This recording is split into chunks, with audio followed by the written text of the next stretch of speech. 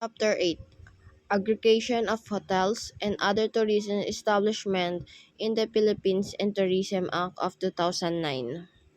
You know that aggregation refers to the certification issued by the Department of Tourism to the tourism enterprise that officially recognize it as having complied with the minimum standard for the operation of tourism facility and service. Aggregation means the act of officially recognize, accepting, or approving of something. Some example is the investigation could threaten the university aggregation. And authorities now can suspend the aggregation of an agency for a late report. Because the aggregation process should begin from the submission of the application for aggregation online, the Department of Tourism should then issue a list of documentary requirements to be complied with by applicants as part of the aggregation process. After which an inspection team should conduct an audit of establishment to determine its classification and after the purpose of finding out whether it's being kept and or managed in a manner comfortable to the standards set by the department. Because of that, the inspection should be conducted at a reasonable time of the day with the due regards and respect accorded to the right of privacy the parties concerned. Where certain defense and deficiencies has been found in the course of inspection, the department shall give direction to the keeper, manager, or the operator to rectify the defense or deficiencies within the 3 months. Non-compliance within the allotted grace period may result in the cancellation and or downgrading of aggregation of the concerned enterprise. The department shall likewise inform the concerned local government unit regarding the aggregation status of the enterprise. Incentives and benefits if the tourism establishment aggregate by the DOH. The first is inclusion of the company profile in the official's website at www.itsmorefun.in-the-philippines.com or www.tourism.gov.ph and www.visitmyphilippines.com, where database-related information on all aggregation establishment in the country is made available for the consumption of foreign and local tourism and travelers. Two is entitlement to substance human resources development seminars like waitering and bartending course, tour guiding, front office management, housekeeping, effective customer relations seminar, among others courses. The three is endorsement of tourism and infrastructure project to appropriate government agencies such as Board of Investment or TIESA for availment of incentives such as reduction in applicable real estate income tax, and duty-free importation of capital goods and equipment, waiver of fees, charges including non-facial benefits, and provide technical assistance to incentive giving structure in the formulation of tourism incentives and administration of their function. Four is endorsement of aggregate tourism land transport companies to Metro Manila Development Authority of MMDA for inception from the Unified Vehicular Volume Reduction Program or UVVRP or number coding scheme under certain time and condition. Number 5, endorsement to Land Transportation Franchising and Regulatory Board or LTRRB for exception from regulatory franchising process for aggregate accommodation establishment to use a maximum of 2 shuttle service vehicles dedicated for free use of house guests and customer under certain time and condition. Number 6 is endorsement to LRFRB for the grant of Certificate of Public Convey o CPC for tourism land transportation o transport operator subject to certain term and condition. Number 7 is endorsement to the Department of Foreign Affairs for the grant of aggregation as free travel agent services passport seeking client. Number 8, entitlement to free posting of marketing collateral materials at the Clark International Airport, Ninoy Aquino International Airport, Patak Cebu International Airport, and other primary gateway where the tourism department runs tourism information counter on full-time basis. Number 9. Endorsement to international and domestic airfare for insurance of access pass to qualify personnel for a tour operator and accommodation establishment to meet and assist arriving department guests. Number 12. Technical assistance and access to database information on travel and tourism like visitor arrival statistic, marking profit, domestic service on domestic travel, among others research-based information for purpose of planning and marketing incentive. Number 13. Automatic membership with the marketing arm of Department of Tourism, Tourism Prom- Promotion Board or TPB for application in its marketing and promotional programs such as sale mission, business matching session, and travel trade fair and exhibition abroad subject to certain terms and conditions. 14 is endorsement to COMELEC for exemption for liquor ban during elections period. Number 15 is endorsement to Embassies and Travel Trade Association for utilization of establishment facility and service. And the last number 16, insurance of ID cards to bona fide employees of aggregate establishment. Next is the new National Accommodation Standards. Ano ba yung accreditation ng isang hotel and tourism establishments? Accreditation is a certification issued by the department to establish that have complied with minimum standard to ensure the safety and convenience of tourists. Ito yung proseso na pag-i-evaluate at pag-recognize ng quality ng isang tourism enterprise or service provider.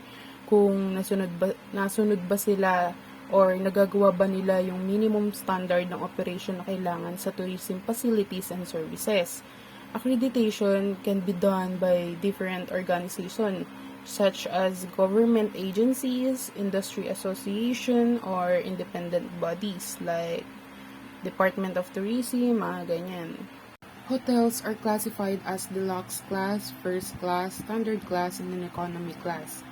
Deluxe class, dito naka-include yung location, bedroom facilities and furnishing, front office, reception, housekeeping, food and beverage, recreational facilities, entertainment, engineering and maintenance, general facilities, security, medical service, and special facilities. Kumbaga, nandito na lahat-lahat. Pwede mo siyang ma-access ng walang limit.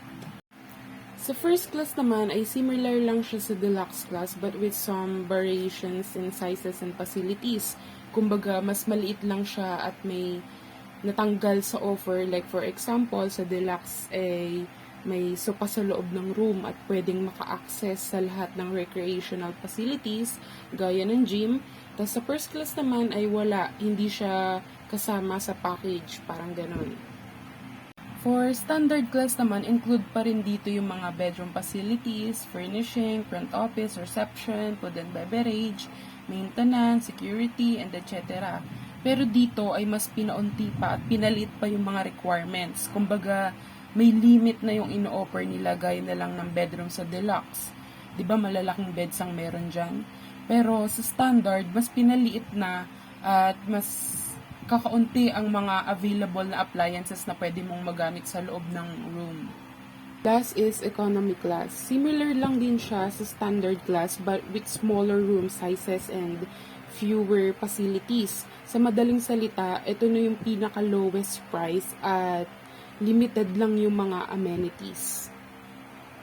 So, ayan yung itsura ng mga rooms, bawat class. Makikita nyo naman kung ano yung mga differences ng bawat facilities. On the other hand, resorts are classified as Class AAA, Class AA, and Class A, and Special Interest Resort. Resorts is a place with a pleasant environment and atmosphere that offers accommodations and recreational facilities for a fee. So, resort can be categorized as beach, inland, island, lakeside, riverside, mountain, or theme parks. Class AAA resort requirements include location, environment, parking facilities, room accommodation, public washroom, sport, and recreational facilities.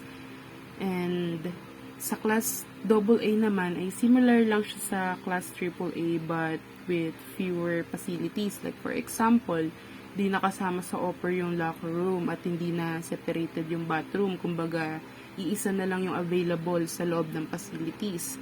Sa Class A resort naman ay similar lang siya sa Class AA, pero mas pinakaunti pa yung mga pwede mong ma-access na offer, gaya na lang ng bawal ka sa private pool, hanggang public pool ka lang, parang ganon. Parang pwede mo lang magamit is yung abot ng makakaya ng binayad mo. For special interest resort naman, ay include pa rin dito yung location, lodge, reception counter, room accommodation, toilet and bathroom, lighting, furnishing and ventilation, stop and services, and firefighting facilities. So, ito yung example ng mga different kind ng resort. Sa Class AAA, kadalasan makikita siya sa mga katabing mga luxury hotel. Yung kumbaga, mga VIP, lagi ang mga nakaka-afford na pumunta dyan.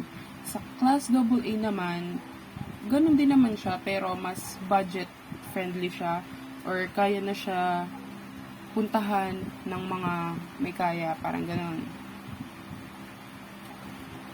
Sa Class A naman is ito yung mga resort na makikita mo kadalasan sa mga barangay or city na meron tayo, kagaya na lang dyan sa Gentry, yung Andrea Resort, 'di ba? May mga accommodation din naman sila dyan. Sa Special Interest Resort naman is para siyang more on katabi ng mga natural attraction natin, like yung mga mountains, mga ilog, mga ganyan. Next is 5-star grading system. And alam naman na natin to, or familiar na tayo sa mga ganito. Kapag sinabing 1 star, it is awarded to those hotel, resort, or apartment hotels that garnered 25 to 40% achievement na nagkakaroon ng 251 to 400 points from the DOT or Department of Tourism. And usually, these enterprises appeal to budget-minded travelers. At meron tong limited range of facilities and services. It only provides the most basic amenities, and there may or may not be a television or telephone in the rooms. At kadalasan sa mga 1-star hotel ay malalapit or makikita ito sa mga tabing restaurant at fast food establishment. Next is 2-star rating. It is awarded to those garnered 41 to 55% achievement that has 401 to 550 points. And these enterprises appeal to those tourists seeking more than just basic accommodation. And they offer expanded facilities and higher level of comfort. Kumbaga, mas lumebel up pa ng konti yung kanilang ino-offer sa isang room or facilities. Sa 3-star naman ay meron silang 56 to 70% na total points ay 551 to 700 points. And these enterprises offer a very good level of accommodation. There are more spacious public areas, higher quality facilities, and greater range of services. 3-star hotels may not be ultra luxurious, but guests can expect their essential needs to be met along with additional amenities to enhance their stay. And typical room amenities include a couch or comfortable chair, desk, wardrobe, a phone or alarm clock, flat screen TV, yung mga ganyan. This hotel may provide complimentary Wi-Fi, fitness center, swimming pool, and breakfast services. Sa 4-star hotel naman ay mayroong 71 to 85% na equivalent to 701 to 850 points. And these properties are upscales in all areas. Accommodation is refined and stylish, service is responsive, and these facilities are frequently huge and situated in tourist-heavy areas, such as near beaches or significant metropolitan center, packed with receptionists, valets, concierge, housekeeping, personnel, and culinary staff, with king-size soft bed and luxurious hotel furnishing. May kasama na rin na other amenities including indoor and outdoor pools, spa, tennis and basketball courts, instructor-led gym and program, and etc. Last is 5-star at nagkakaroon nito ng 86 to 100% na total points ay 851 to 1,000 points. Yung 5-star hotel, ito yung may offer na premium experience and upscale rooms. And due to their exquisite services, 5-star hotel are among the most wealthy hospitality establishment in the world. And meron sila ditong mga ino-offer na personal butler, doorman, concierge, mga ganyan, 24-hour room service, mga skilled na nagmamassage with gyms with personal trainers, parang mga ganyan, childcare, and the facilities are world-class in every manner and the meticulous services exceed all the guest expectation. At para sa enjoyment ng guests, pwede silang mamili from various heated pools, hot tubs, saunas, steam room, dance hall, golf courses, and games rooms. And this area may also have a selection of gourmet restaurants and bars. 5-star hotel pride themselves on their attention to details and customizing guest experience with bespoke meals and specific room requests. Ito naman po yung mga examples ng mga hotel. Yung Bridge Towel Hotel, ito yung 1-star hotel. Kabayan Hotel, ito yung 2-star hotel. And yung Quest Hotel sa Tagaytay is yung 3-star. Kingford Hotel Manila is yung 4-star. And yung 5-star naman is Shangri-La Hotel. Next is accreditation of travel and tour services. Tour operator is defined as an entity which may either be a single proprietorship, partnership, or corporation, regularly engaged in the business of extending to individuals or group such as services pertaining to arrangement and bookings for transportation and or accommodation handling. So, yung tour operator daw po is the one who is responsible for arranging tour package. Pwede siyang single proprietorship, means isang tao or agent lang kumikilos. Sa partnership naman ay may kasosyo or kasama dun sa business niya as tour operator. At sa corporation naman, ito yung mga tour operator companies like Tao Expedition, Prime, Holiday, True Travels, na humahandle or tumutulong sa mga tourists na mag-arrange ng booking para sa transportation or accommodation. Next, who may apply for accreditation of tour operator? According to Section 2, Chapter 2 of the said rules and regulations, it provides that the only following can apply for accreditation. The first is a resident must be a Filipino citizen. Second is a partnership organized under the laws of the Philippines, at least 60% of its capital being owned by Filipino citizens. Last is corporations organized under the laws of the Philippines. At least 60% of the subscribed common or voting shares of stocks of which is owned by Filipino citizens. For the required documents, for purposes or accreditation, the following are the supporting documents to be submitted with the application. Number 1, in case of a single proprietorship, a business name certificate and all amendments are needed. In the case of partnerships or corporations, a certified true copy of the articles of partnership or incorporation and its bylaws and amendments are also needed. So in that way, clients and investors can feel secure knowing that a company was certified through a reliable, objective, and professional process when it has an approved accreditation. They may be also sure that it was accredited through a reliable process in an open, unbiased, and in a professional manner. For number 2, complete list of its executive officers and employees, tour guides, and travel representatives, if any, indicating therein their nationality, home address, and experience, including the names and establishments previously or currently affiliated with position and length of service, showing the first requirements. The first is, in the case of the manager, proof that he has at least 3 years managerial experience in tour operations.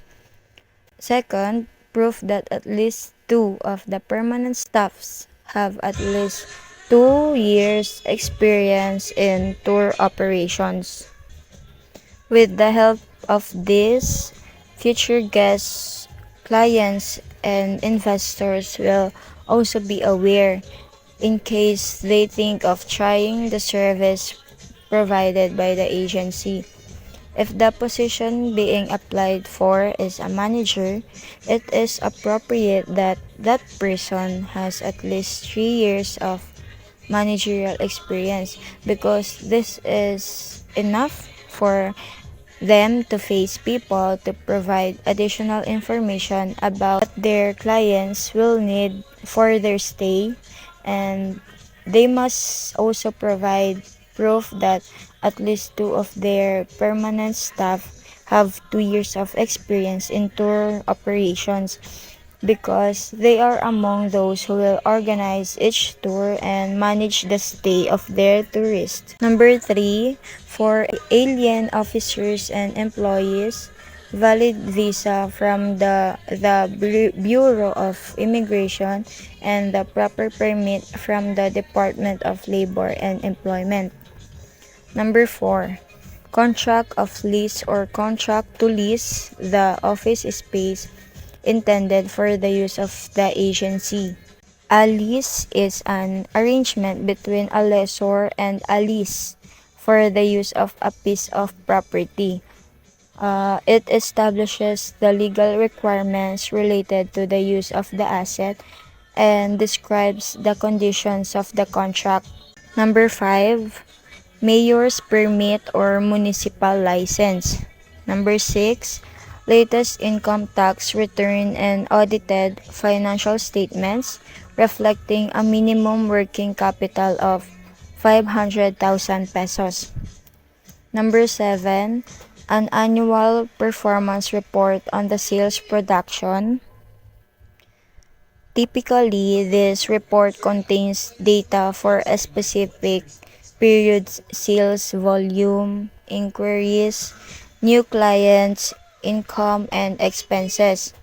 Additionally, it may evaluate this data at every stage of the sales process and show the effectiveness of your sales force. For number 8 and last, such other documents that the department may require from time to time. Accreditation of tour guides. A tour guide is an individual who guides tourists, both foreign and domestic, for a fee, commission, or any other form of lawful remuneration. So, the word of guide, ito yung nag-guide sa atin sa mga pupuntahan. Example na lang ng gusto mong pumunta sa bundok. So, may magtutours guide sa'yo or maggagabay kung saan ang dapat na daan or ano yung mga dapat mong gawin sa iyong pupuntahan. Next slides. Basic requirements for accreditation of tourist and transportation vehicles. Number 1, register capacity. A tourist land transport operator shall only be allowed to apply for accreditation for the number of units covered by its franchise from the Land Transportation Franchise and Regulatory Board. So, ang register capacity, ito yung means the number of daycare children that the provider is authorized to care for as contained in the register certificate. Number 2, roadworthiness. To be registrable, every tourist transport must be found roadworthy upon inspection by a team from the department in the case of bus or coaster. It shall not be more than 10 years nor more than 5 years for a tourist car reckoned from the year of manufacture. So dito naman sa roadworthiness, ito yung dapat nakaregister ng 10 years or 5 years yung tourist car mo na pwedeng makadaan o pasado na pwedeng dumaan sa ating mga kalsada. Ine-inspection din nito yung mga kung ilan years nakarehistro yung mga sasakyan na gagamitin for tour guide. Tourist transport. Number 3, every tourist transport shall be provided with a left-hand drive. So, left-hand drive, sabi nga dito, dapat kailangan lahat ng tourist transport ay importante na left-hand drive. Number 4, ventilation. Every tourist transport shall be properly equipped with the adequate air condition units. So, kailangan yung mga tourist transport ay nakaayos ng maayos yung mga air condition na units. Example is bus, kailangan may aircon yan, maayos yung paggana ng aircon sa bus na gagamitin sa tourist transport. Number 5, firefighting facilities. A tourist transport shall be provided or installed with at least one portable fire extinguisher for the protection of its passengers. So, sa firefighting facilities, kailangan natin lagi ang meron tayong fire extinguisher sa ating tourist transport. Number 5, firefighting facilities. A tourist transport shall be provided or installed with at least one portable fire extinguisher for the protection of its passengers. So, kailangan sa lahat ng tourist transport ay provided or maglagay talaga ng isa at kahit isang portable fire extinguisher or protection ng mga ating tourists. Number 6, imprint of company's name and logo. The company's name and logo shall be imprinted at the rear and sides respectively of the tourist transport unit. Example na lang sa bus natin, 'di ba may nakalagay doon na example na doon yung bus ng Don Aldrin, dapat nakalagay yun sa gilid ng bus na gagamitin for tour guide. Tapos may logo dapat na nakalagay sa gilid para aware ang mga sasakay na tourist. Number 7, public address system. For tourist buses or coasters, a public address system shall be installed.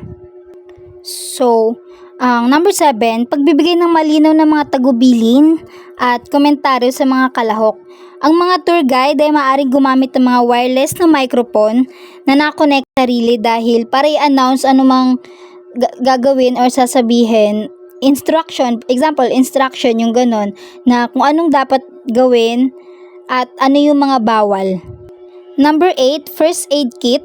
Every tourist transport unit shall be provided with a first aid kit and an adequate supply of emergency medicines.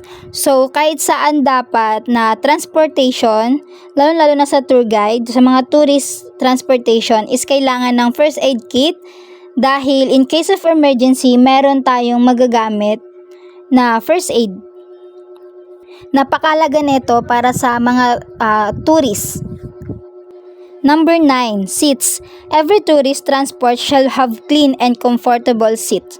So, yung seats daw ng mga tourists is dapat komportable sila sa kanilang biyahe, sa kanilang pupuntahan, at maayos at malinis ang kanilang gagamiting transportations. Number 10, storage space. A tourist transport shall have enough leg room and sufficient storage space. So, dapat may mga storage spaces ang kanilang upuan or kung saan man sila nakapwesto dahil importante na meron storage space na kanilang paglalagyan. Number 11, garage. Every tourist transport operator shall provide an adequate garage and repair shop for the maintenance of its equipment as well as parking space sufficient to accommodate all its register units. So, sa yung tourist transportation natin, dapat meron sariling garage or saan pwede ipaayos. Example na siraan ng something sa inyong tourist transportation, dapat merong legal na kung saang lugar na pwedeng ipaayos ang anumang kasiraan ng inyong gamit na transportation. So, good day everyone, I'm Ron Sipat, and today I'm going to discuss to you the accreditation for spa establishment. A spa is an establishment that has a holistic approach to health and wellness, rest and relaxation that aims to treat the body, mind, and spirit by integrating a range of professionally administered health, wellness, fitness and beauty, water treatment, and services. And also, accreditation is a process for spa establishment, ensuring they provide the high quality, safe, and reliable services. It builds consumer trust and enhances professional standard and contributes to the overall growth and credibility of the wellness industry. So, next we have a basic requirements for spa establishment. So, a spa establishment should be easily accessible and serene, with a welcoming reception and lunch area, spotless washroom, secure and hygienic locker and shower rooms, private and calming treatment rooms, and a range of professional services such as various types of massage, steam, sauna facilities, water baths, and spa treatments, all provided by the certified staff using a high-quality products. So that's all of my report. Thank you, and let's move on to the next reporter. Requirements from tourist water transportation bicycles. 1. Restroom. Importante meron tayong comfort room na mayroong toilet at washing facilities para sa lalaki at babae sa passenger accommodation area. Dapat meron din tayong pangkalahatang toilet at paliguan sa cabin area para sa mga biyaheng malalayo. Mahalaga rin mayroong tissue paper, sabon at hand paper towel na maaaring gamitin ng mga pasahero. 2. Reception. Dapat mayroong receptionist na handang mag-asikaso at magtiyak ng magandang pagtanggap ng mga bisita. Kunwari, may isang water transport service, dapat mayroong receptionist sa dam na handang mag-welcome at gabayan ang mga bisita sa kanilang pag-boarding. Refreshment at dining area. Mahalaga rin magkaroon ng maayos sa refreshment area na lagi may sapat na stock kapag mahaba ang biyahe. Mahalaga rin magkaroon ng dining area na kayang mag-seat ng kalahating katao. Importante rin na maayos at ma-maintain ang mga kasangkapan at furniture sa dining area.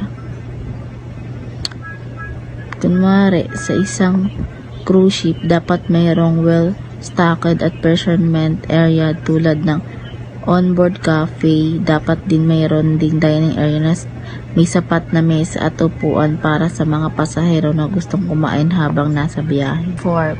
Promenade area. Ang promenade area ay isang lugar sa itaas na guhit na eksklusibo para sa paggamit ng mga pasahero upang magkaroon ng sariwang hangin at maglibang habang nasa biyahe. 5. Garbage area. Ang garbage area ay isang lugar kung saan makakahanap ng mga rack o iba pang abot kayang at ligtas na storage para sa mga bagahe sa mga lugar ng accommodation ng mga pasahero at mapaayos na organize at mapanatili ang kanilang mga gamit habang nasa biyahe. Service at staff. Sila yung mga crew na lahat ay may maayos at pagsasanay na malinis na uniforme at magalang na pagtrato sa mga pasahero at maayos na makikipag-ugnayan sa kanila sa kanilang pang-araw-araw na gawain. Lightings, dapat mayroong sapat na ilaw sa lahat ng facilities sa accommodation area at mayroong emergency exit ng barko upang mapanatili ang kaligtasan at kaginhawaan ng mga pasahero. Life-saving equipment, dapat mayroong sapat na life jacket, life trap at iba pang emergency life-saving device na handa sa anumang sakuna o emergency sa dagat. Communication equipment, dapat mayroong mga radyo, satellite phone at iba pang kagamitan pang communication upang magamit sa pagtawag ng tulong o pakikipag-ugnayan sa iba't ibang ahensya sa mga ibang barko sa dagat. Basic requirements from tourist air transport. 1. Life-saving device. Dapat maglaan ng sapat na life-saving device ayon sa mga kinakailangan ng air transportation office. Halimbawa, may isang tourist air transport ay dapat laging mayroong life vest at life trap para sa kaligtasan ng mga pasahero kung may emergency. Pangalawa, communication equipment. Dapat maglaan ng sapat na communication equipment ayon sa mga pangangailangan ng transportation office. Halimbawa, meron dapat sapat na communication tulad ng radyo at satellite phone para sa maayos na communication sa pangangailangan sa oras ng biyahe. Attached agencies of the Department of Tourism. Tourism Promotion Board or TPB. It is mandated to be responsible for marketing and promoting the Philippines domestically and internationally as a major global tourism destination. To market and promote the Philippines in partnership with our stakeholders toward a dynamic tourism destination. Sabi nating Tourism Promotion Board, ito po yung under ng tourism ng Department of Tourism na kung saan is partnership niya yung mga stakeholders. Tapos sila yung nagpa-promote ng mga lugar natin dito sa Pilipinas domestically tapos internationally para maging isang tourist destination. The next attached agencies of Department of Tourism is Tourism Infrastructure and Enterprises Zone Authority, or what we call TIZA. The Tourism Infrastructure and Enterprise Zone Authority, a government corporation, was created by virtue of Republic Act number 9593 of the Tourism Act of 2009 on May 12, 2009, replacing the Philippines Tourism Authority. The role of TIZA in the tourism. TIZA's main task includes building tourism infrastructure, designation, regulation, and supervision of tourism enterprise zones, operation and management of TIZA asset, and the collection of the Philippine travel tax. Example of tourism infrastructure. The paper provides a definition of tourist infrastructure as combined of facilities that support tourist activities such as hotel, tourist complex, transportation services, and cultural and sport facilities. Ito yung mga infrastructure na project ng TIZA. Ito yung mga ginagawa nila sa TIZA. Nagbibuild siya ng infrastructure. Ayun. Agency that under Department of Tourism is what we call the Duty Free Philippines Corporation. As a body corporate, Duty Free Philippines Corporation is tasked to operate the duty and tax-free merchandising system in the Philippines, aim to augment the service facilities for tourists and to generate foreign exchange and revenue for the government as mandated by E.O.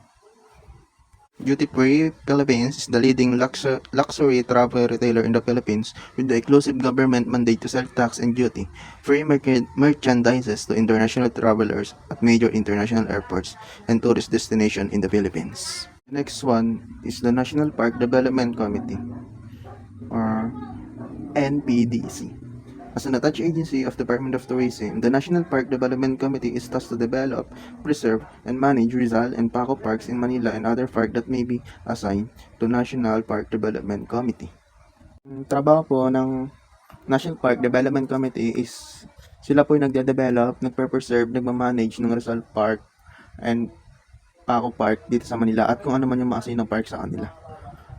Sila po yung nagpapanatili ng kalinisan, kagandahan po dun sa mga nasabing parks na yun. Ang objective po ng National Park Development Committee is to envision to be the lead agency that will provide fully developed and well-maintained park for Filipinos. Wholesome recreation and socio-cultural education through partnership with the community and non-government organization or NGOs, which shall contribute towards the enrichment of national identity, heritage, and heritage. Next one is Nayong Filipino Foundation. Ang Nayong Filipino Foundation is simply known as the Nayong Filipino Foundation or Nayong Filipino is a non-profit organization based in Manila, Philippines. It is an autonomous government corporation under Department of Tourism. One is the Philippine Retirement Authority. PRA or Philippine Retirement Authority is mandated to develop and promote the Philippines as a retirement haven as a means of accelerating the social and economic development of the country, strengthening its foreign exchange position at the same time providing further best quality of life to the target retirees in a most attractive package. In Commission on Sports Scuba Diving.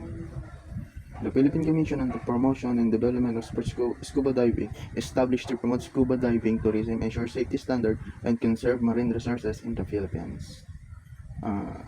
Yung sports scuba diving or the Philippine Commission on Sports Scuba Diving, PCSSD, siya yung responsible na mag-promote ng recreational diving and marine conservation in the Philippines.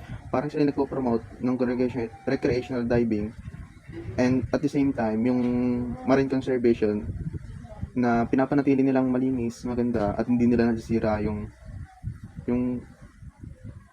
marine conservation, yung pinagdadivingan nila. Intramuros Admiration is responsible for the orderly restoration and development of Intramuros as a monument to the Hispanic period in Philippine history. It ensured that the general appearance of Intramuros confirmed the Philippine-Spanish architecture of the 16th to the 19th century. Intramuros Administration is a national government agency attached to the Department of Tourism. Intramuros in tourism industry. Intramuros is an ideal destination because it offers historical, cultural experience and accessibility for the tourist. Heritage sites are attraction where history is preserved and conserved due to the destination work to history.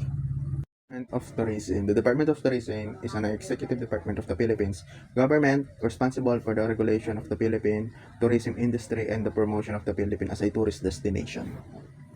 The DOT, or Department of Tourism, is responsible for formulating tourism policies, providing guidelines for destination development, and regulating the industry in collaboration with other agencies. It aims to generate foreign currency, employment, and spread tourism benefit across sectors through this function. Republic Act No. 9593, or also known as the Tourism Act of 2009, approved by the President of the Philippines, Gloria Macapagal Arroyo, on May 13, 2009.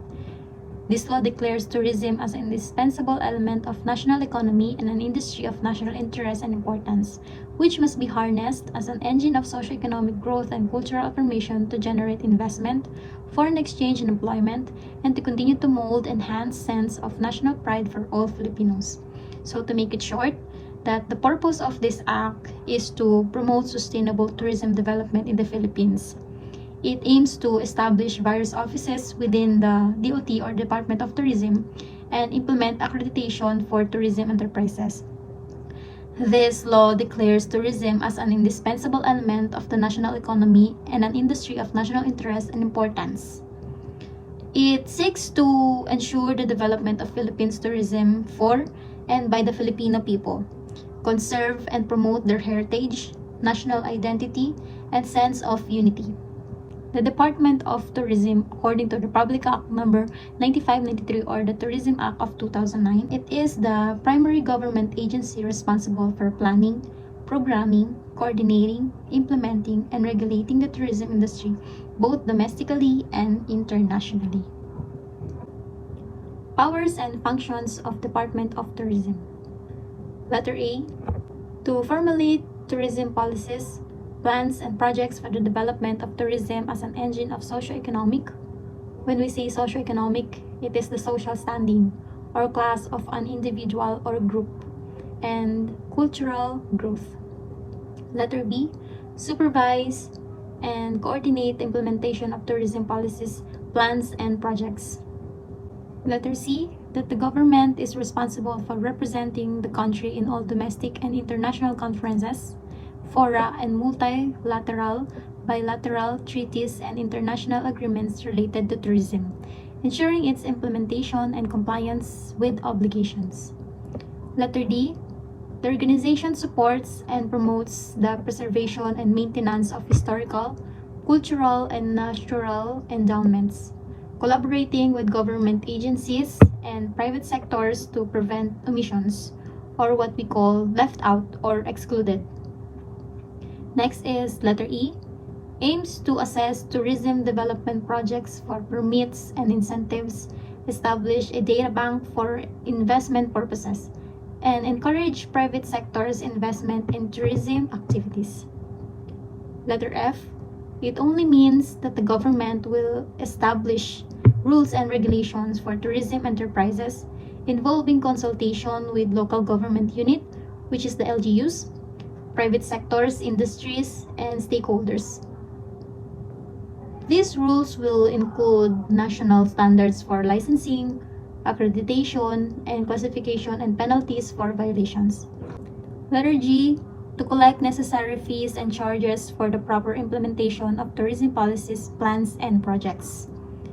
Letter H. Undertake continuing research studies and surveys to analyze economic conditions and trends relating to tourism and travel, and compile and integrate a statistical data bank on the tourism industry.